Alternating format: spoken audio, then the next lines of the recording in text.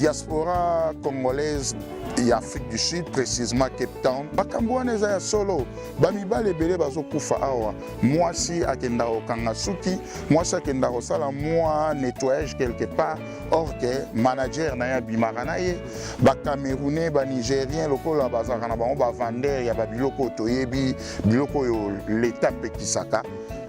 Lokola bazokana bango mbongo du jour au jour, mwasi wana tellement aza lokoso akei aza mwasi libala bosani ke azali na kati ya libala akei azui mobali mususu, donc amemi ba problème na kati ya foyer, donc babiloko wana na diaspora congolaise eza makasi. Donc ils ont dérangé bana bakomi na balabala bakomi ba chege, donc c'est un peu difficile dans la communauté congolaise. Violence et foot à rater. Diaspora congolaise tolingi violence makasi, tolingi bitumba, tolingi ba information lokuta ke toyena mboka ya intégration, to s'intégrer, to mikotisa, to lata mboka wana neti mboka na biso, parce que muto sasali 5 ans 10 ans aza isu congolais penza te, a comme sud-africain, même si aujourd'hui mukanda te, mais oza déjà sud-africain.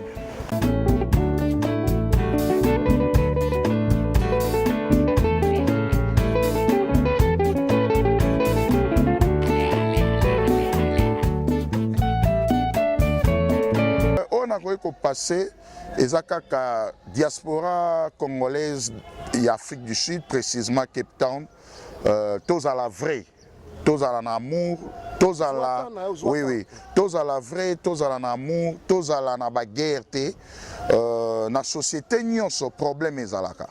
Ce qui problème ezali na société ezalaka na façon ya ko joa ba solution. Violence et foot à rater.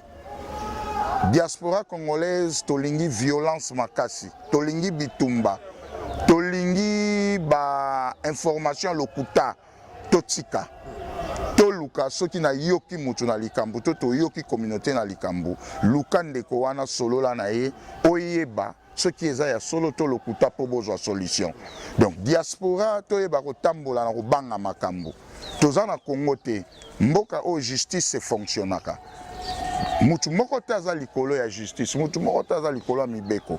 Soki yozo tambola selon ndenge utaki excuse ngai, po mutu mususu kaka na problème na utaki koloba intégration, a uta place oyo atikala komona même ata tribunal te. Pona ye akanisi toza na zamba. Akanisi toza na zamba. Kozala na zamba elobi te ke il faut ozo information. Bande kona biso ba congolais batika violence, batika bilobela, batika koloba makambu oyebi te, oza informé te obandi koloba, oyebi eloko te, luka mutu oyebi eloko a sungayo, luka mutu oza na e problème, soki omoni okokate, luka ta ba sango bazali, to luka ta ba, bon, soki oza muta maikari net biso toza na biso bato ba science occulte, oye na Rose Croix, oye na Ekankar, oye na maikari, toko sungayo. Bato ba église catholique bazali, bato église de réveil bazali ba osunga bino. Donc mutu na mutu aza na place o nzamba sala azala. Donc yoza na limite na yo nga na limite na nga. Donc boundary o tolobaka na anglais. Mutu nyonso azala na limite. Azala éduqué, toye na mboka ya intégration, to s'intégrer, to mikotisa, to lata mboka wana neti mboka na biso. Parce que mutu sasali 5 ans 10 ans aza isu congolais penza te. A comme sud-africain, même si aujourd'hui mukanda te, mais oza déjà sud-africain. Pourquoi olinga otambola na mibeko ya mboka wana te? Olingi violence, olingi koloba makambu oyo, okoki koloba te, oke na réseaux sociaux, ozui oche elongi ya mutu, oyebi te keza prison. Ce qui mutu aza na problème na oluka ye. Donc et puis lisusu comportement ya diaspora batu bazo kufa, ba mort subite, mabala ezana ba problème, bana bazana ba nzela ba komi ba shege, mais pourtant na mboka oyo bana sorry na katio muke batata ba mama bande kwa bolingo na beta c'était muke toki. Il paraît que na kati ya communauté congolaise zana ba congolais o bazo déranger mabala ba congolais misusu.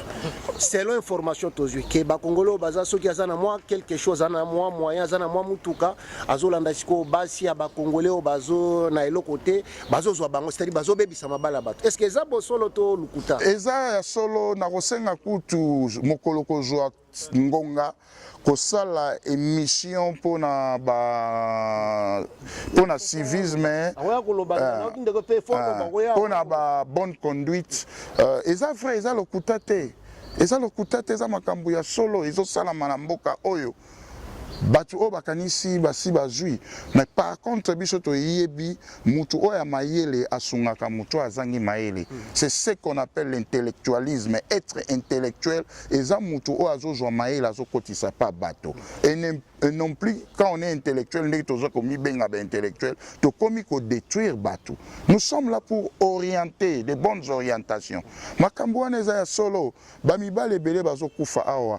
Mwasi akenda okanga suki, mwasi akenda kosala mwa nettoyage quelque part, or que manager na ya bimaka na ye, ba Camerounais, ba Nigérien lokola bazaka na bango ba vendeur ya ba biloko toyebi, biloko yo l'état pekisaka. Lokola bazaka na bango mbongo du jour au jour, mwasi wana tellement aza lokoso akei aza mwasi libala bosani ke azali na kati ya libala akei azui mobali mususu, donc amemi ba problème na kati ya foyer, donc ba biloko wana na diaspora congolaise eza makasi, donc ezo déranger bana bakomi na balabala bakomi ba chege, donc c'est un peu difficile na communauté congolaise. Donc tozo senga pe na place wana bino ba panzi sango bo s'impliquer pe na makambo wana, bo visiter ba famille, bo mema pe conseil po eza pe musala na bino.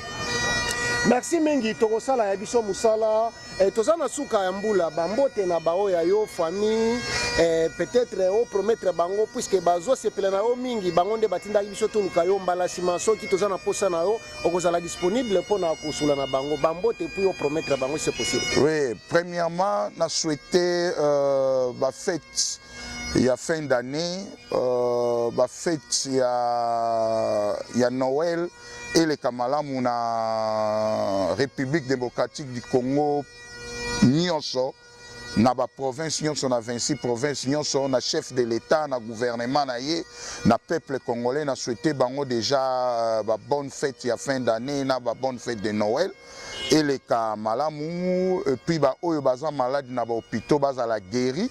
Nzambe a visité bango, bisope otozali na ba diaspora, que ce soit ya Amérique, ya Europe, ya Afrique, ya Asie, ya Océanie, ba bonne fête na biso, ba bonne fête ya batu nyonso, kimia ezala, bato baza ba malade, bato bazali na ba problème, oyo pe azali na yango ya kolia ya komela, soki pe moni voisin aza na ngote, bokabola, ezala na pays, ezala partout ozali, bino pe baeba ozali na diaspora na Europe, soki ozali na mwa eloko famille na Congo bazali na eloko te, ba camarades zwata 1 euro 10 euro pesa na ba fondation, pesa na ba journaliste, bazali na ba compte bancaire na bango ba faire circulaka bongo bo contacter bango, ba homme d'affaires nyonso bazali na Cape Town na Afrique du Sud par-ci même à toza na Europe bokoki ko contacter pe TV na biso tozali nango oyo mayangani na politique baza na compte bancaire na bango ata 1 euro na bino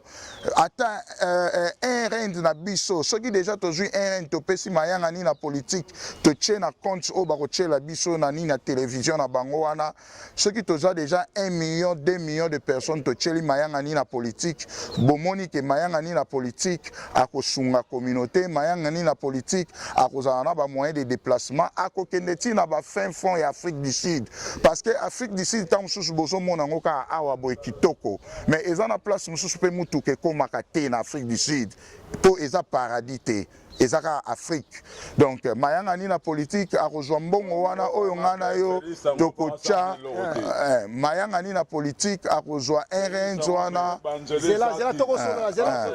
mayangani na politique akozwa rnd na yo 1 euro na yo kuna $1 na yo akozwa yango ndenge eza wana akosala même ba effort ya kokende na mboka na biso République démocratique du Congo na ba province na ba fin fond ya ba Congo ya Mbujimai pona amemela gouvernement information amemela peuple congolais information ya ndenge mboka ezali kotambola na malamu to na mabe yango wana tozobenga batu nyonso ezala ndeko na biso auti koleka biso awa alobi mokonzi mboka azosala eloko te eza opinion na ye toza na démocratie tokoki ko condamner ete peut-être aza sous-informé ayebi te donc c'est un peu ça c'est la télévision to soutenir bango merci merci mingi mwana mboka biso nde tozo remercier yo